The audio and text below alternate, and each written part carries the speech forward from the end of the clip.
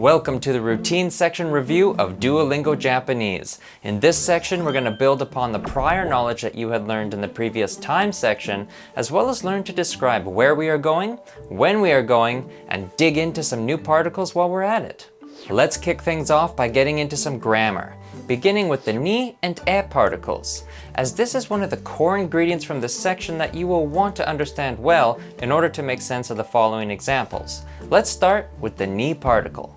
The ni particle as we currently know it is used to mark a location. For example, 今日は公園に行きました。今日は公園に行きました。Today I went to the park. 今日 meaning today, wa particle marking today as the subject, koen meaning park as our location, and as you can see, the ni particle marks this location to the verb at the end of this sentence, ikimashita, meaning to go, in the polite past tense.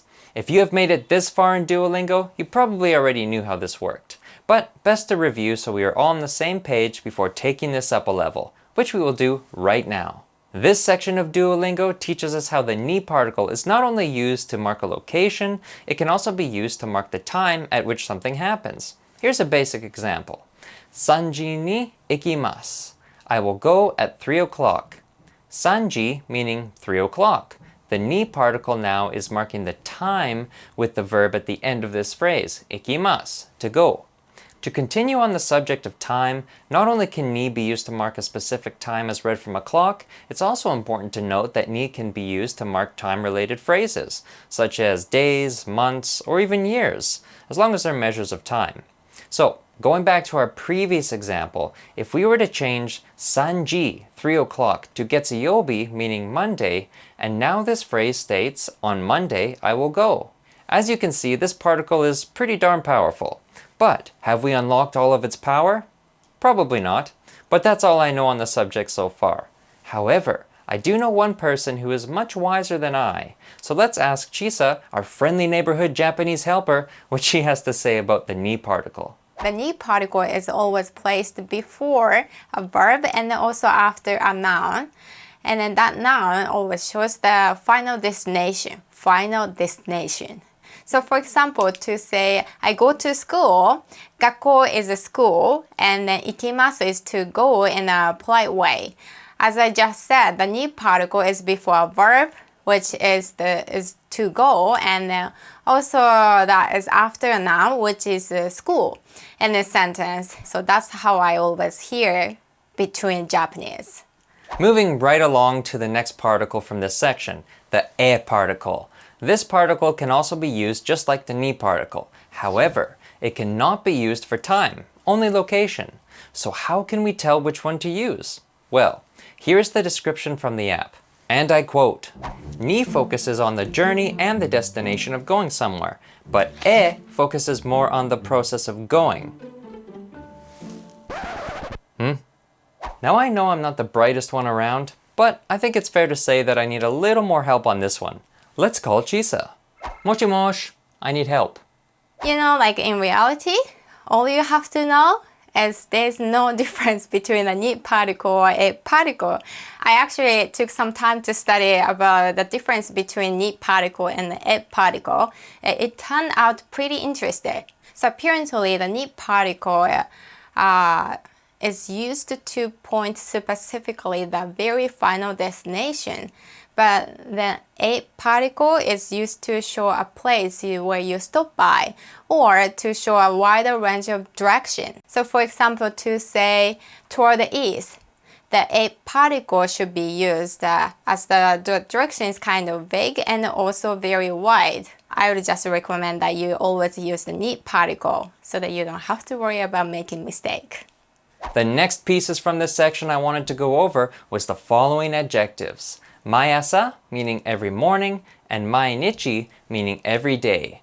To use these words, just place either of them in front of whatever subject or action you do every day or morning, and you're good to go. Take a look at this in action here. Maiasa mizu wo nomimasu. Every morning, I drink water. As you can see, mizu wo nomimasu by itself simply means to drink water. So by adding Maiasa in front of this statement, it means we drink water every morning. If you wish to say every day instead of morning, simply just swap out Maiasa with Mainichi, meaning every day. And now this statement means I drink water every day. Easy, right? Now, one thing that felt a little weird about the structure of this statement, being a beginner and all, was how there is no particle placed between Maiasa or Mainichi and the following subject or action. Now, this is a mystery if I ever saw one, gang, and luckily I know just the right person to solve it. It's actually pretty much same as English. So like you say, every day I drink water. There's no like in or on, right? On every day. Would you say that? But anyway, especially in a written context, you would just put comma after every day. So same idea in Japanese. Maiasa is kind of, you can think of it as one individual word, and then the one sentence completed pretty much right after Maiasa.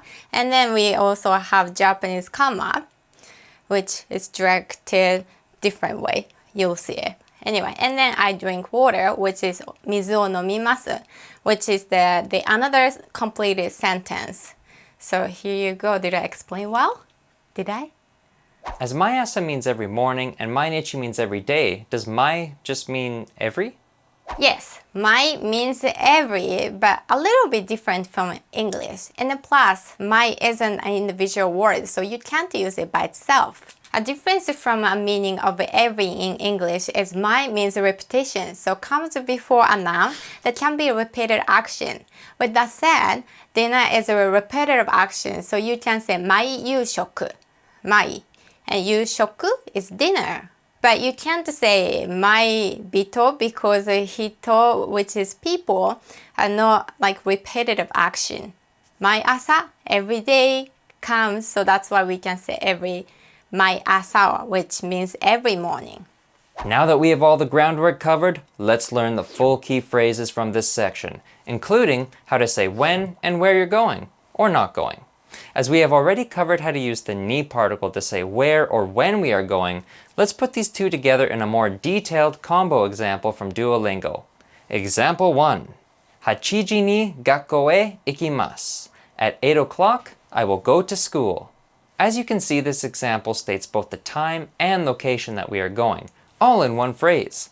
However, the ni particle is not only used to mark the time and the location. In this phrase, we are using ni and e. Let's take a look at how these two are working together here. Hachiji, meaning 8 o'clock. The ni particle here is used to mark the time, 8 o'clock, at which we are going. Gakko, meaning school, our location of travel in this case. And now the e particle is used to mark gakko, our location, linking it with the verb to go, ikimasu, at the end of this sentence. If we take a look at the basic structure of this phrase, it's really quite simple. Time, ni particle, location, e, and then the verb to go. So feel free to replace the time or location with whatever you wish. If you're wondering why the ni particle is not used to both mark the time and location in this phrase, my simple explanation is I think Duolingo was trying to show us the difference between the two of them here, as technically we could use ni in both of these cases. The e particle can only be used to mark a location, not the time. Let's catch up with Chisa on this one. There's no big difference between the ni particle and the e particle when it comes to indicating the direction. However, you can't say 8時へ学校行けます by using the e particle right after 8 o'clock because as you know, 8 o'clock isn't a direction. Now that we have that one covered, let's learn one modification that we can make to the previous example to make it negative. As this currently states, at 8 o'clock I will go, if we simply change the verb to go, ikimasu, to its negative form, ikimasen, this now states, at 8 o'clock I will not go to school. I like the sound of this much better. Remember, the negative form of mas is masen, so anytime you see a verb ending with mas, such as nomimasu, to drink, or tabemasu, to eat, just turn the mas into masen, and bam, it's negative. Now that we can share where and when we are going somewhere, let's now learn how to share when we do things, such as to say when you eat lunch. 12時頃に食べます. I will eat around 12 o'clock. 12時 meaning 12 o'clock, goro meaning around, as we had learned in the time section of Duolingo. The ni particle here marks the time stated to the following verb tabemasu, meaning to eat. This structure is very similar to stating when we are going somewhere. However, rather than stating a location to go after the ni particle, we are simply stating a verb, explaining whatever action we are taking at the time stated. To simplify this explanation, take a look at the structure here. Time, ni particle, marking the time to the following verb, which in this case is tabemasu. Again, feel free to replace the time and the verb with whatever you wish here. When learning anything new, I understand it may be helpful to see more than one example. So let's take a look at one more example, putting this exact same structure to use. Let's state when we wake up in the morning. 午前5時半に起きます. I wake up at 5:30. First comes the time, 午前5時半, meaning 5:30 a.m. The ni particle marks the time to the following verb, 起きます, meaning to wake up, the action we will take at the stated time. Altogether, we have just stated that at 5:30 a.m. we will wake up. A nice productive and early start to the day. Maybe I can get some more editing done this morning. If you've made it this far, congratulations! You have now made it through this review of the routine section of Duolingo. Ready for more? If your answer is yes, then hit that subscribe button if you haven't already to continue getting plenty of new lessons so you can make it your routine and mainichi nihongo wo benkyou shimasu. Wakarimasu ka? If you enjoy this series or found this video helpful, it would really make myself and Chisa very delighted if you would share this series with others, like this video, and leave us a comment or question below so we can help you out even further with your specific questions. Who knows, we might even film a video in the future addressing all your questions directly. The future is full of endless possibilities, including the next video in this series, the home section of Duolingo. Arigatou gozaimasu for watching this video, and don't forget to see the link in the description below to access the study guide that we have created for you on Japponline.com. Happy studying, and we will see you in the next video.